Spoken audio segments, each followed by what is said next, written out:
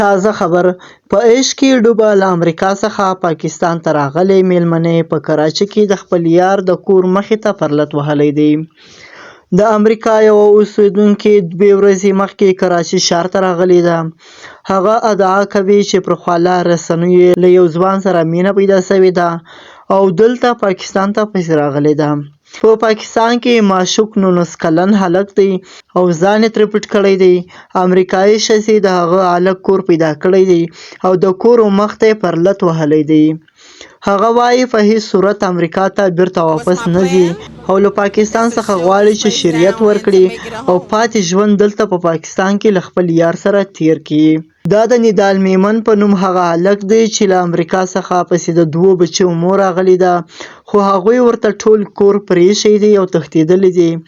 22 کلنه اونیا انډریو چې کله د کراچۍ په هوایي ډګر راکښته شوله، هلک خپلې شمېرې ټولې بندې کړې، خو ډېر زحمت وروسته نوموړی د کور اډرس پیدا کړو، پسې ورغله او د دروازې مخې ته یې ورته پرلط وواهه.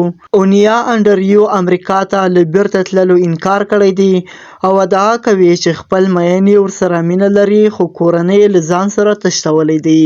بلې خواته د افغانستان د اسلامي امارت ویاند ذبیح الله مجاهد ویلي دی ټولو دولتي کارکوونکو ته د روانې سلواغې میاشتې د معاشونو ورکول کیږي.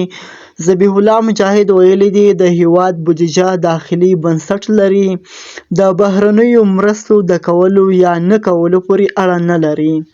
خو د طالبانو حکومت 13 ورځ ویلي وو چې د افغانستان ټولو کارکوونکو ته به له 2 میاشتو پورې معاش نه ورکول کیږي ځکه چې ټرمپ یې مرستې بندې کړې دي. خو ذبیح الله مجاهد وایي چې دا له هغوی پورې تړاو نه لري، خپلو دولتي کارکوونکو ته به خپل معاشونه ورکول کیږي. بلې خواته تېره شپه د خوست د علي شیرزو او ترینزیو ولسوالۍ کې تېره شپه د سې شنبې په ورځ ناپېژانده وسوالو د ښځو او ماشومانو په ګډون د یوې کورنۍ 14 کسان مړه کړي وو، ډېر په ظلم یې شهیدان کړي وو. د وژل شویو کسانو د کورنیو غړي وایي له هیچ چا سره یې شخصي دښمني نه لرله او له اړوند مسؤلانو د دغې پیښې د عاملانو د نیولو او د عدالت ټینګښت غوښتنه کړې ده. خو طالبانو ویلي دي چې 4-5 کسان یې مشکوک نیولي دي، له هغوی نه به تفتیش کیږي او بیا به د شریعت منګولو ته سپارل کیږي او سزا به ورته ورکول کیږي. دا و د نن ورځې تازه او مهم خبرونه.